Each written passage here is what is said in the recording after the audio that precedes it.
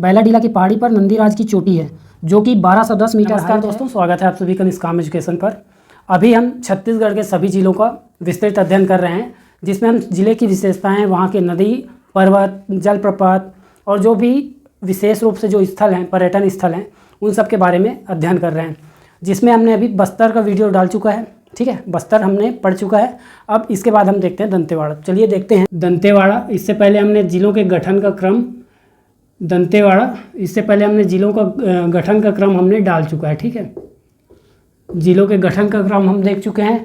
33 जिलों का विभाजन किस प्रकार से नक्शे में बनेगा, 33 जिले, उसे भी देख चुका है हमने, ठीक है, पिछले वीडियो में। तो अब देखते हैं आज हम दंतेवाड़ा। क्या देखेंगे आज? दंतेवाड़ा, ठीक है, दंतेवाड़ा जिले का अध्ययन करेंगे।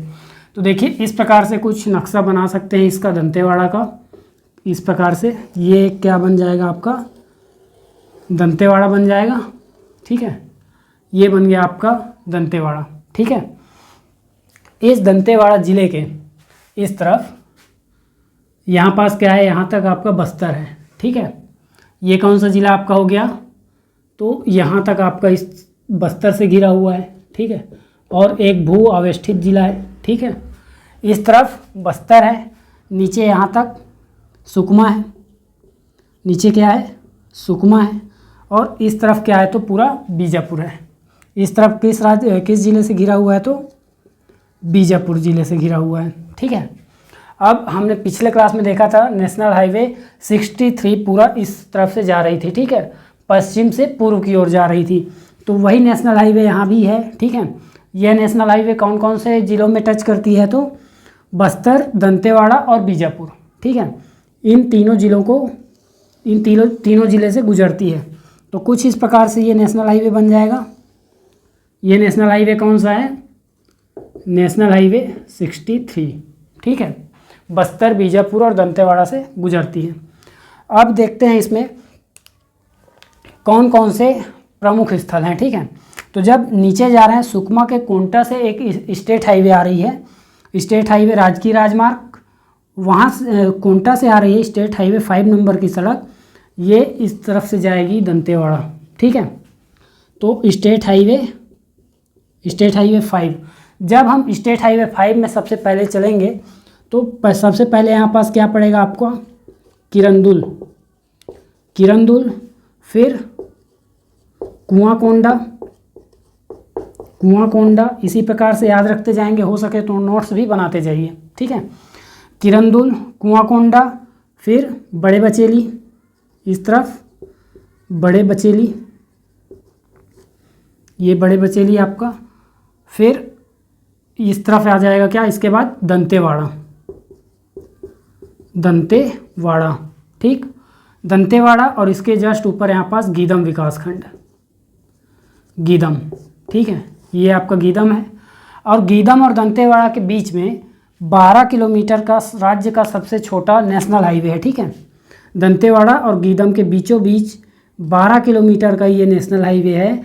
और कौन से नंबर का है तो ये 63, तो 163A, ठीक है, ये NH 163A है, दंतेवाड़ा से गीदम। और ये कौन सा है तो राज्य का सबसे छोटा राष्ट्रीय राजमार्ग है, नेशनल हाईवे है, और इसकी लंबाई कितनी है तो 12 किलोमीटर है, ठीक है।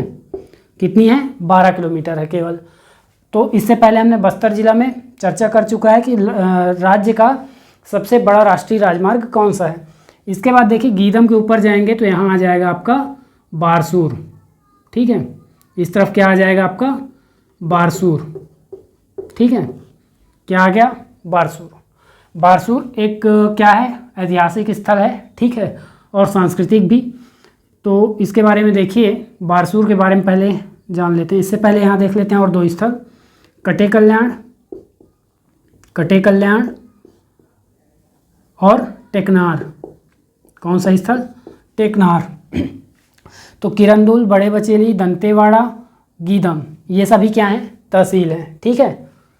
और कुआंकोंडा भी यहाँ पास तहसील है।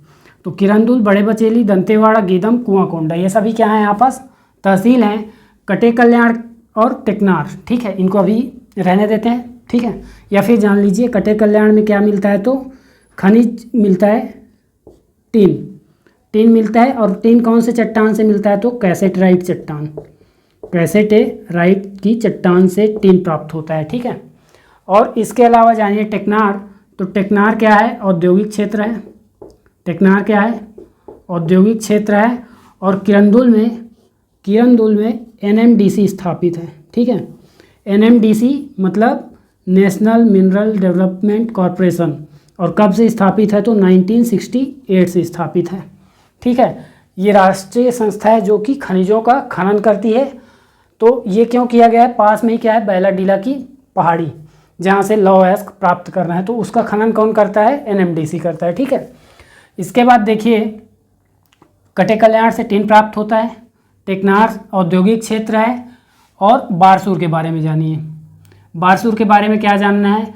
यहाँ मंदिर है। कौन सा मंदिर है? बत्तीसा मंदिर है। ठीक है। 32 खंभों वाला मंदिर बत्तीसा मंदिर है। और इसके अलावा आपको यहाँ क्या जानना है? गणेश की प्रतिमा, बड़े गणेश की प्रतिमा है। ठीक है। ढोलकल गणेश है। ढोलकल गणेश मतलब ढोलकल पहाड़ पर स्थित गणेश जी की जो मूर्ति है वह है बारसूर में। और इसके अलावा आपको जानना है मामा भांजा मंदिर है। मामा भांजा मंदिर है। इसके अलावा चंद्रादित्य मंदिर है। ठीक है। चंद्रादित्य मंदिर है और चंद्रादित्य सरोवर है। मंदिर भी है और सरोवर भी है, तो दोनों याद रखना है आपको। ठीक है। कहाँ है? दंतेवाड़ा जिला में। इसके अलावा अब देखिए यहाँ इस तरफ से आ रही है ये बस्तर है। ठीक है। बस्तर के बाद दंतेवाड़ा, फिर बीजापुर में भद्रकाली में कौन सी नदी समा जाएगी बताया गया था? तो इंद्रावती। बस्तर और उससे पहले उड़ीसा से आ रही है। ठीक है। तो ये आपका बन गया कौन सा?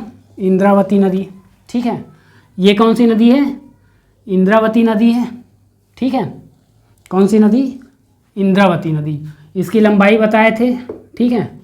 इंद्रावती नदी कहाँ से निकल के आ रही है आपको कमेंट करना है, पिछला वीडियो जिन्होंने भी देखा है। ठीक है। इंद्रावती नदी, इसकी लंबाई है 264 किलोमीटर। ठीक है। छत्तीसगढ़ में।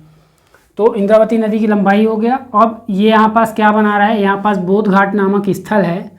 बोध घाट नामक स्थल में यहाँ इसी इंद्रावती नदी पर Bodh Ghat hydro power project बना है, जिससे बिजली के उत्पादन का लक्ष्य रखा गया था 500। ठीक है।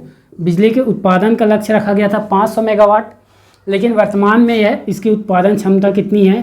300 मेगावाट। ठीक है। 300 मेगावाट के बिजली का उत्पादन कहाँ से हो रहा है अभी? तो Bodh Ghat hydro power project से हो रहा है। कौन सा? Bodh Ghat hydro power project. और ये जो हाइड्रो पावर प्रोजेक्ट है, बांध है। ठीक है। तो इससे कौन कौन से ज़िले लाभान्वित हो रहे हैं? तो दंतेवाड़ा, बीजापुर और सुकमा। ठीक है। ये तीनों जिला लाभान्वित हो रहे हैं। इसके अलावा Bodh Ghat hydro power project के बाद इस तरफ याद रखिए, इसमें 7 धारा जलप्रपात। ठीक है। 7 धारा जलप्रपात है। कहाँ है? दंतेवाड़ा में याद रखेंगे। बुक में ज़्यादातर बुक्स में क्या दिया है? बीजापुर में दिया है। ठीक है। तो 7 धारा याद रखेंगे यहाँ पास दंतेवाड़ा। और इसके अलावा अब याद रखिए यहाँ पास इस तरफ याद रखिए कौन सी पहाड़ी? बैलाडीला की पहाड़ी। ये आपकी बैलाडीला की पहाड़ी है। ठीक है। बैलाडीला, ये बैलाडीला की पहाड़ी। और इस तरफ है आपका डांगरी डोंगरी की पहाड़ी। ठीक है। ये कौन सा है? डांगरी डोंगरी की पहाड़ी। डांगरी डोंगरी की पहाड़ी। ठीक। बैलाडीला की पहाड़ी से कौन सी नदी निकल रही है? तो शंखिनी नदी निकल रही है। कौन सी नदी निकल रही है? शंखिनी नदी। और डांगरी डोंगरी से निकल रही है कौन सी नदी? डंकिनी नदी। ठीक है। तो ये हो गया आपका डंकिनी नदी है और ये शंखिनी नदी है। कौन सी नदी है? शंखिनी नदी, याद रखेंगे। ठीक है। शंखिनी और डंकिनी नदी के ये जो स्थल है, ठीक है, संगम स्थल है, यहाँ पास एक तराला ग्राम नामक स्थल है। ठीक है। कौन सा ग्राम है? तराला ग्राम। तराला ग्राम। इस तराला ग्राम के निकट कौन सा मंदिर है? तो दंतेश्वरी माता मंदिर है। कौन सा मंदिर है?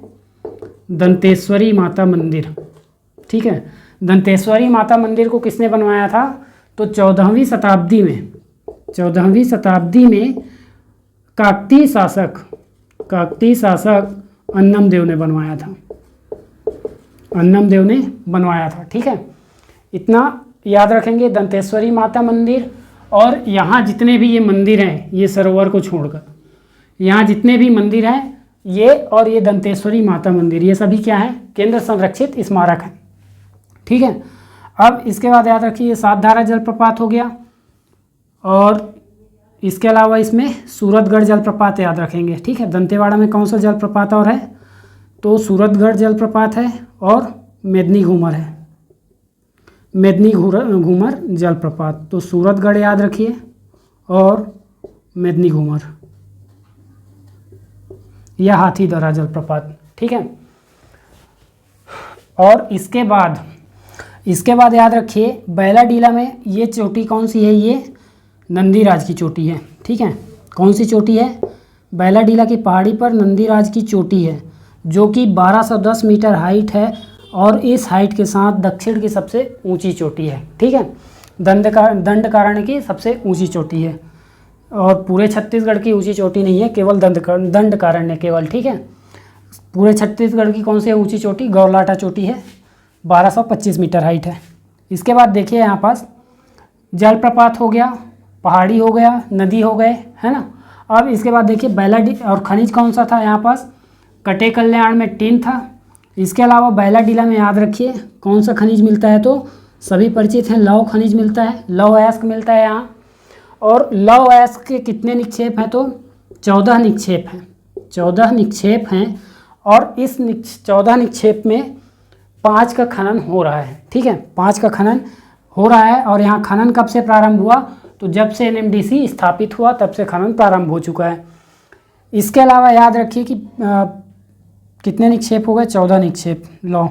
और ये लौह जो यहाँ से खनन किया जाता है, ठीक है, जो यहाँ से बैलाडीला से लौह खनन किया जाता है, उसको यहाँ से विशाखापट्टनम बंदरगाह भेज दिया जाता है, और वहाँ से फिर जापान निर्यात कर दिया जाता है। ठीक है, किसे, इस लौह अयस्क को। तो देखिए बैलाडीला के लौह अयस्क कहाँ तक पहुँच रहा है, जापान तक। इसके अलावा अब इसमें कुछ शेष नहीं है। ठीक है, दंतेवाड़ा में याद रखिए भूआवेष्टित जिला है। ठीक है, भूआवेष्टित जिला है, और कब बना, तो 1998 में बना। 1998 में जिले का दर्जा प्राप्त हुआ।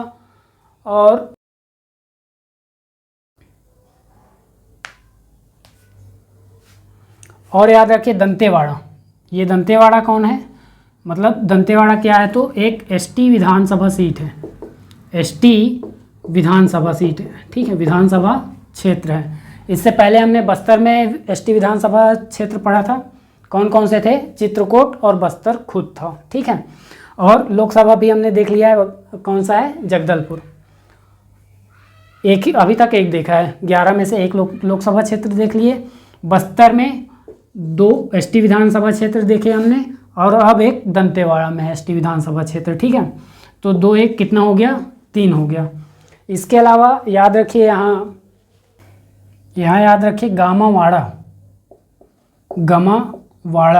ठीक है, दंतेवाड़ा में गमावाड़ा, यहाँ क्या है, महापाषाणी स्मारक है। ठीक है, महापाषाणी स्मारक है। महापाषाणी स्मारक मतलब प्राचीन काल में क्या करते थे, जब शवों को दफना देते थे उसके ऊपर पत्थर ढक देते थे, तो वे महापाषाणी स्मारक हैं, और यह भी क्या है, केंद्र संरक्षित स्मारक के अंतर्गत आएंगे। तो दंतेवाड़ा में कौन कौन से केंद्र संरक्षित स्मारक है, दंतेश्वरी माता मंदिर, तो मंदिर है तो उसके अंदर की मूर्तियां भी केंद्र संरक्षित स्मारक हैं। ठीक है, और इसके अलावा बारसूर में जितने भी मंदिर हैं वे सभी, चंद्रादित्य मंदिर, मामा वांजा मंदिर, डोलगल गणेश की प्रतिमा, बड़े गणेश की प्रतिमा, बत्तीसा मंदिर। और याद रखिए बारसूर के बारे में एक विशेष कि छिंदक नागवंशियों की क्या थी, प्रारंभिक राजधानी थी। ठीक है, छिंदक नागवंशियों की प्रारंभिक राजधानी थी, और छिंदक नागवंशियों ने ही इन मंदिरों का निर्माण करवाया। ठीक है, नृपति भूषण और धारावर्ष उनके सामंत थे, चंद्रादित्य, जिन्होंने इन मंदिरों का निर्माण कराया। इसके अलावा याद रखिए 300 megawatt Bodhghat hydro power project की क्षमता है। तो ये आपका दंतेवाड़ा जिला कंप्लीट होता है इसी के साथ। ठीक है, फिर अब देखते हैं बीजापुर जिला। ठीक, आगे देखते हैं बीजापुर जिला। ठीक है, अभी हमने दंतेवाड़ा जिला देखा, अब देखते हैं कौन सा जिला, बीजापुर। ठीक है, बीजापुर ज़िला देखते हैं तो सबसे पहले बीजापुर ज़िला का एक आधार रूपी मैप बना लेते हैं। ठीक है, आधार मानकर इसको मैप बना लेते हैं कुछ इस प्रकार से। ठीक है, ये बन गया आपका बीजापुर ज़िला। ठीक है, ये बना बीजापुर ज़िला। अब इसमें याद रखिए यहाँ इस तरफ क्या है, तो इस तरफ पूरा पूरा दंतेवाड़ा है। ठीक है, इस तरफ कौन सा है, कौन सा ज़िला है, इस तरफ दंतेवाड़ा। फिर यहाँ हल्का सा ये कौन से ज़िला को टच करता है, तो बस्तर ज़िला को, और उतना ही थोड़ा सा टच करता है किसे, कोंडागांव को, कोंडागांव ज़िला से टच करता है। और इसके अलावा इस तरफ कौन सा ज़िला है, तो नारायणपुर है। ठीक है, कौन सा ज़िला है, नारायणपुर है। और इसके बाद यहाँ तक नारायणपुर, फिर यहाँ तक ये किसको टच करेगा, तो महाराष्ट्र। इस तरफ क्या है, महाराष्ट्र। ठीक है, फिर नीचे कौन सा राज्य है, तो नीचे इसका यहाँ तक सुकमा है। ठीक है, यहाँ तक सुकमा है। यहाँ पास तेलंगाना को टच कर रहा है, तेलंगाना को टच कर रहा है। तो दो राज्यों को टच कर रहा है। ठीक है, दो अंतर्राज्यीय सीमाओं से लगा हुआ है। और इसके बाद देखिए कि एक नेशनल हाईवे आ रही है। कौन सी नेशनल हाईवे, तो नेशनल हाईवे 63 इस तरफ पश्चिम से पूर्व की ओर। अभी हमने देखा दंतेवाड़ा में भी था। तो नेशनल हाईवे 63 कहाँ जा रही है, पश्चिम से पूर्व की ओर। ठीक है, और तीनों जिलों से गुजर रही है, बीजापुर, दंतेवाड़ा और बस्तर से भी। ये हो गया नेशनल हाईवे 63। अब यहाँ पास सबसे पहले आपको कौन सा स्थल पड़ेगा, तो भोपालपट्टनम, भोपालपट्टनम। फिर बीजापुर जिला मुख्यालय। फिर यहाँ पास पड़ेगा भैरमगढ़। कौन सा जगह पड़ेगा यहाँ, भैरमगढ़ तहसील। फिर नीचे यहाँ पास पड़ेगा आपको उसूर तहसील। ठीक है, उसूर तहसील है। उसूर, भोपालपट्टनम, बीजापुर, भैरमगढ़, ये सभी क्या है, तहसील है मुख्य रूप से। इसके अलावा यहाँ याद रखिए धंगोल माइंस, धंगोल, धंगोल माइंस, कुचनूर, कुचनूर और दाम्पिया याद रखिए, दाम्पिया भी याद रखना है आपको। ठीक है, अब इसके अलावा आप देखिए, इसके अलावा देखिए बस्तर और दंतेवाड़ा से गुजरते हुए उड़ीसा से एक नदी आ रही है। कौन सी नदी है, इंद्रावती नदी है। ठीक है, इंद्रावती नदी है। और ये यहाँ पास भद्रकाली नामक स्थल पर आके कौन सी नदी में मिल जाएगी, तो गोदावरी नदी में समाहित हो जाएगी। ठीक है, गोदावरी नदी में मिल जाएगी। और ये हुआ यहाँ पास कौन सा स्थल है, भद्रकाली। यहाँ भद्रकाली माता का मंदिर भी है। ठीक है, भद्रकाली माता मंदिर भी है यहाँ पास। अब इस तरफ महाराष्ट्र से, महाराष्ट्र के कौन से जगह से, नासिक से। ठीक है, नासिक कहाँ है, महाराष्ट्र में है। और नासिक में भी त्र्यंबक की पहाड़ी से, त्र्यंबक की पहाड़ी से कौन सी नदी आ रही है, तो गोदावरी नदी। तो गोदावरी नदी इस तरफ से आई और ये भद्रकाली में इंद्रावती नदी इसमें मिल गई।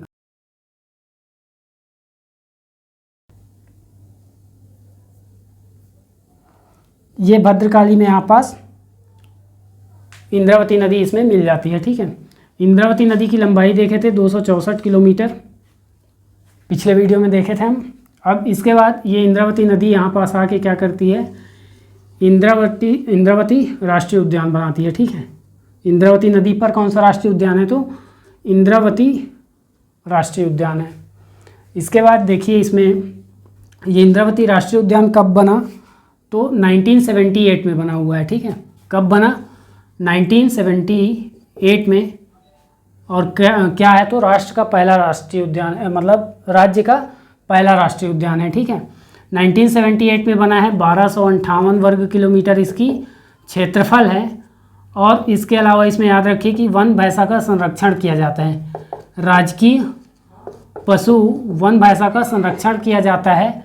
और इसके अलावा इसमें क्या याद रखना है आप, इंद्रावती नेशनल पार्क है, इसका क्षेत्रफल है 1258 किलोमीटर वर्ग किलोमीटर। राजकीय पशु का संरक्षण किया जाता है। और इसमें याद रखिए कुटरू गेम सेंचुरी है। कौन सी गेम सेंचुरी है, कुटरू गेम सेंचुरी है। ठीक है, और यहाँ पास एक नदी इसमें आके मिलती है। कौन सी नदी है, यहाँ पास इसमें कौन सी नदी आके मिलती है, तो बोंगतुंग नदी। ठीक है, बोंगतुम नदी, ये नदी मिलती है और इसमें बोंगतुम जलप्रपात ही बनता है। ठीक है, बोंगतुम जलप्रपात।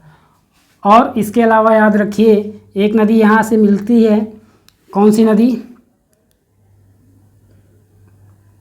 ये नदी आके इंद्रावती में मिलती है और एक डायरेक्ट गोदावरी नदी में मिल जाती है। तो जो डायरेक्ट गोदावरी नदी में मिलती है उसका नाम है तालपेरू। ठीक है, और इस नदी का नाम है चिंतावांगू नदी, चिंतावांगू नदी। ठीक है, अब देखिए इसमें कितनी नदियाँ हो गई? बोंगतुम, चिंतावांगू, तालपेरू। चिंतावांगू नदी में कौन सा जलप्रपात है? तो लंकापल्ली जलप्रपात है। और इसके अलावा और याद रखिए इसमें नीलम सराई जलप्रपात, बीजापुर ज़िले में कौन सा जलप्रपात है? नीलम सराई जलप्रपात, नीलम सराई। और इसके अलावा याद रखिए एक नंबी जलप्रपात है, नंबी, नीलम सराई। और यहाँ पास कौन सा है? चिंतावांगू में लंकापल्ली, लंकापल्ली जलप्रपात। और इसमें यहाँ पास बोंगतुम जलप्रपात है। ठीक है, इसके अलावा याद रखिए पहाड़ियाँ कौन कौन सी हैं? यहाँ पास उल्लूर की पहाड़ी है, इधर उल्लूर की पहाड़ी याद रखिए, उल्लूर की पहाड़ी। इस तरफ याद रखिए अलबका की पहाड़ी, यहाँ अलबका की पहाड़ी। अलबका की पहाड़ी में कौन कौन सी 2 गुफाएं हैं? तो आवापल्ली, नड्डापल्ली की गुफा है यहाँ, आवापल्ली, नड्डापल्ली की गुफा। ये 2 गुफा हैं, आवापल्ली और नड्डापल्ली। कहाँ? अलबका की पहाड़ी में। इसके अलावा पोड़सपल्ली की पहाड़ी है, इस तरफ पोड़सपल्ली की पहाड़ी है। पोड़सपल्ली की पहाड़ी में कौन सी गुफा है? तो सकल नारायण की गुफा है, सकल नारायण गुफा है। और इसके अलावा एक और गुफा याद रखिए इसमें, तालपेरू, तुलार की गुफा, तुलार की गुफा याद रखिए इसमें। ठीक है, इसके बाद जब हमने इंद्रावती नेशनल पार्क देख लिया तो इसके बाद भैरमगढ़। भैरमगढ़ क्या है? अभ्यारण्य है। तो अभ्यारण्य कब बना? ये भैरमगढ़ अभ्यारण्य है। ठीक है, भैरमगढ़ नाम स्थल भी है और वहाँ अभ्यारण्य भी है। तो अभ्यारण्य भैरमगढ़ का, और एक है पामेड़ अभ्यारण्य। तो ये कौन सा अभ्यारण्य हो गया? पामेड़ अभ्यारण्य। पामेड़ अभ्यारण्य और भैरमगढ़ अभ्यारण्य दोनों कब बना? तो 1983 में। भैरमगढ़ का क्षेत्रफल कितना है? तो 139 वर्ग किलोमीटर है। और इसके अलावा पामेड़ का क्षेत्रफल कितना है? तो 265 वर्ग किलोमीटर है। ठीक है, इतना इसका क्षेत्रफल है। इसके अलावा खनिज याद रखिए, देखिए पहाड़ी कौन कौन सी? अलबका की पहाड़ी, उल्लूर, पोड़सपल्ली, ये 3 पहाड़ी हो गया। इसके अलावा एक राष्ट्रीय उद्यान है और 2 अभ्यारण्य हैं। ठीक है, 2 अभ्यारण्य हैं। और इसके बाद देखिए खनिज, तो खनिज धंगोल माइंस में क्या मिलेगा आपको? कोरंडम। कुचनूर में क्या मिलेगा? गार्नेट, कुचनूर में गार्नेट मिलेगा। तो ये खनिज हो गया। धंगोल माइंस, कुचनूर, दाम्पिया और बीजापुर, इन सभी जगह में क्या मिलता है? कोरंडम, लेकिन कुचनूर में गार्नेट। ठीक है, तो ये आपका हो गया बीजापुर जिला। बीजापुर जिला गठित कब हुआ? तो 2007 में गठित हुआ। बीजापुर और नारायणपुर एक साथ गठित हुए थे। ठीक, इसके अलावा याद रखिए ये बीजापुर जिला मुख्यालय है। इसके अलावा यहाँ क्या है? ये एक एसटी विधानसभा सीट है। ठीक है, बीजापुर क्या है? एक एसटी विधानसभा सीट है। इससे पहले हमने कहाँ देखा था? बस्तर देख लिया है, बस्तर है। चित्रकूट देखा हमने, एसटी विधानसभा सीट था। दंतेवाड़ा देखा हमने, एसटी विधानसभा सीट था। और ये कौन सा है? बीजापुर। तो अब तक कुल कितने एसटी विधानसभा सीट हो गए? 4 एसटी विधानसभा सीट हो गए, यानी विधानसभा क्षेत्र। और एक जगदलपुर क्या था? जगदलपुर लोकसभा क्षेत्र था। छत्तीसगढ़ के 11 में से एक लोकसभा क्षेत्र। छत्तीसगढ़ में कुल कितने एसटी विधानसभा क्षेत्र हैं? तो 29 हैं। ठीक है, 29। तो ऐसे करते करते हम पूरा 29 विधानसभा क्षेत्र याद कर लेंगे। इसके बाद देखिए ये बीजापुर जिला समाप्त होता है और हम अगले वीडियो में कोंडागांव नारायणपुर पढ़ेंगे, या फिर कोंडागांव सुकमा, या फिर कोई भी ज़िला बस्तर संभाग का रहेगा, उसमें हम अगला वीडियो देखेंगे। ठीक है, तो वीडियो में अंत तक बने रहने के लिए धन्यवाद।